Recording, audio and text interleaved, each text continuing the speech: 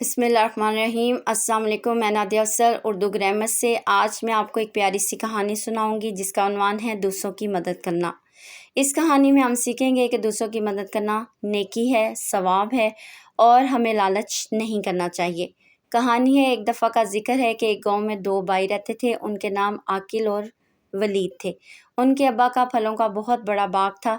جب اس باغ کے سارے پھل پک کر تیار ہو گئے تو انہوں نے سوچا کہ ہم پھل خوب مزے سے کھائیں گے، ہم پھل مل جل کر کھائیں گے، ہم پھل گاؤں میں کسی کو بھی نہیں دیں گے۔ عاقل نے کھڑکی سے دیکھا تو ولید کو کہا کہ بادل بہت زیادہ ہیں۔ عاقل نے خاموشی سے اسے دیکھا اور سونے کی تیاری کرنے لگا۔ ابا جان نے آواز دی، اللہ سے دعا کرو کہ صبح سب خیر رہے۔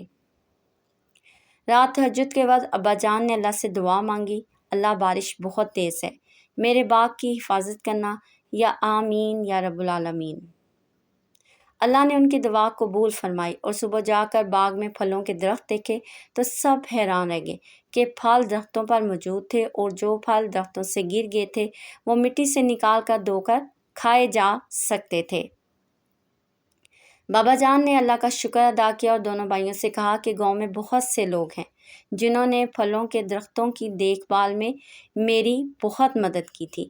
تم دونوں بھائی اسکول سے واپس آ کر کھیل کود میں مصروف ہو جاتے تھے اور ان لوگوں نے بغیر کسی لالچ کے میرا ساتھ دیا۔ اب جب اللہ نے محنت کا صلہ دیا ہے تو اس محنت پر میرے گاؤں کے لوگوں کا بھی حق ہے۔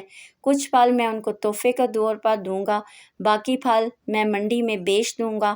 دونوں بھائیوں نے ایک دوسرے کی شکل دیکھی۔